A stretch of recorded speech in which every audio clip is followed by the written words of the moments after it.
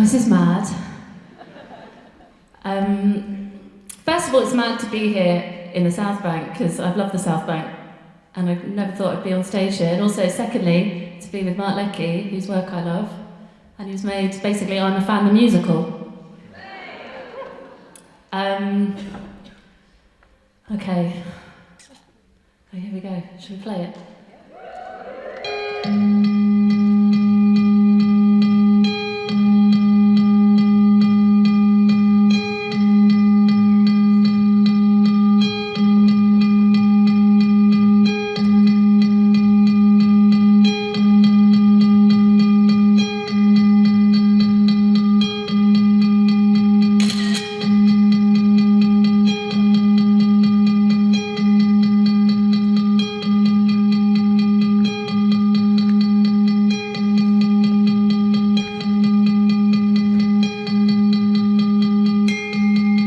I like the world in my head where I can rehearse. I open the door to my bedroom, and in my mind it's a busy restaurant. I look left and right, and I can't see the man I want to be with. I walk over to the corner wall of my room, and I speak to the maitre d'. I'm looking for the man I want to be with, I say to him. I arrange my features to look perky and upbeat. The clientele are Shoreditch house types, but I belong here. I'm a well-regarded author with a glittering future. This is how I carry myself. People talk about me in reverential tones when I enter the room. I'm my own centre of gravity, someone sexy and up and coming. But I also cross into fashion and music, and I cherry pick what I want to do. This is my backstory. This is my reality.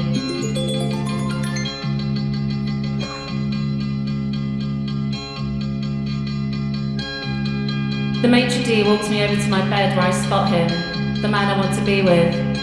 He's at a table. He has his glasses on as he reads his phone, waiting for me.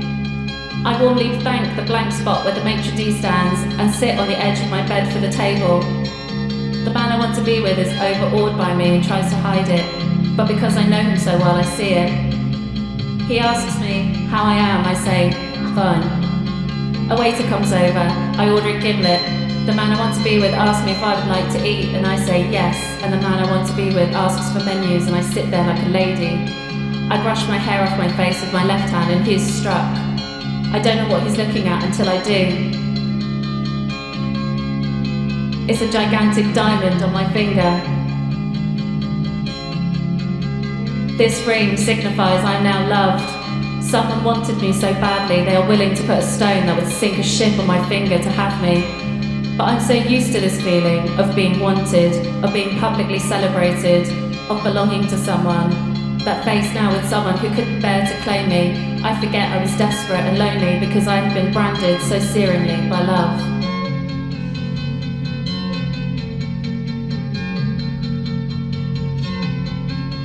I look at my blank finger, which has my ring on it. Oh, this, I exclaim, and hide my hand, pretending to be modest, but really a delicious tang of satisfaction unfurls in my belly, creeps languidly up my spine and shoots into my heart. I've hurt him, and so casually.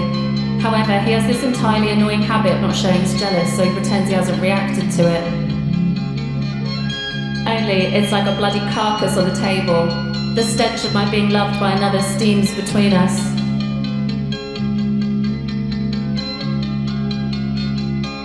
How is your wife? I extend generously, hoping she looks even more old and haggard than she did when I was with him. I'm glowing, practically nuclear in my snug corner of the world where I'm loved. I own people and things. I replicate my DNA sequence successfully with someone who wants me, who chose me. My life is filled with more and more and more. And he says, she's fine. He says, congratulations on the book, on the film. I saw it, it's brilliant.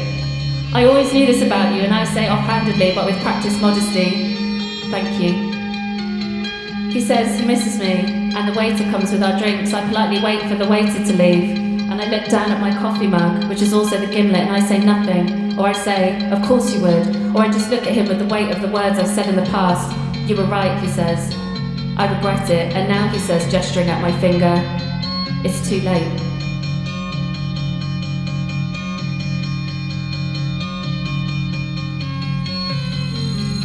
Or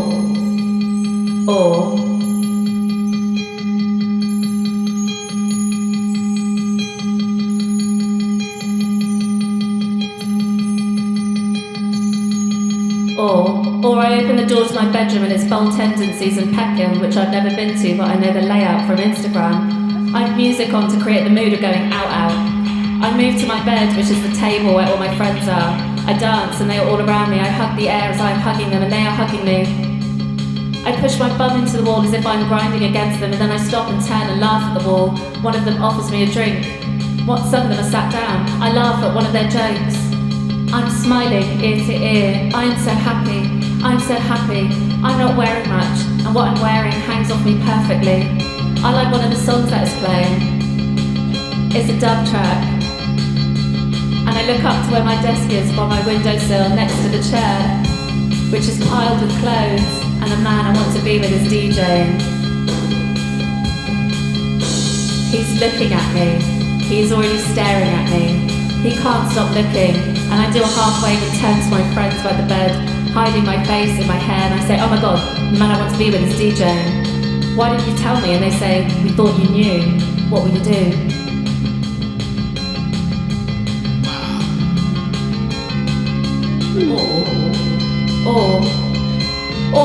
Or I'm having such a good time I have my back turned to where the DJ booth is, and my friend grabs me and says, don't turn around, but the man you want to be with is coming over. And I say, what the fuck do I do? And they say, cool, so he's a dick. Fuck him. And I turn around and he's in front of me, and I say, nice tune. And he laughs and says, I thought you'd be here. I say nothing, just look glowing and happy because I'm having regular sex and can afford facials. And he catches my waist as he talks, so he takes my hand and says, it would be really nice to see you. And I say, yeah, maybe. And he says, can I call you? And I say, sure. And we talk and I tease him light-heartedly. It's also light, it's also heartedly. And I throw all the pain up in the air like juggling balls in the blue and shining sky. And then I say, I have to get back to my friends because I want to leave him wanting more, but really, it's just not that deep. I just don't care anymore. And he says, oh, all right. Looks disappointed and says, I'll call you. I nod warmly, but in a non-committal way, as if saying goodbye to an old school teacher I'm trying to get away from, and turn around.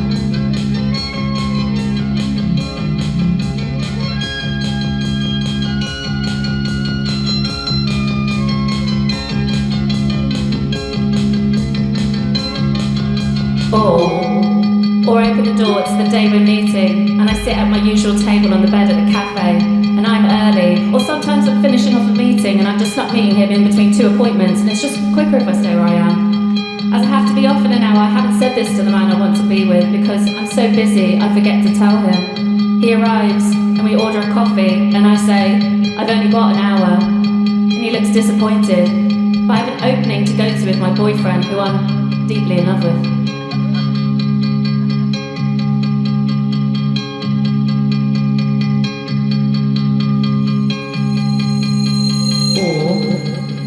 Or I have a baby strapped to me. My loving husband has dropped me off. The man I want to be with and my husband and I have all cooed over the baby, and my husband leaves us to chat, takes the baby because he's so supportive. And we're so open. And he knows everything. And the man I want to be with says, that could have been us. And I get really angry. Or else I'm calm but generous because he is lonely and heartbroken. And finally, I'm not anymore. I'm happy, or I say, I always told you you'd regret me the most.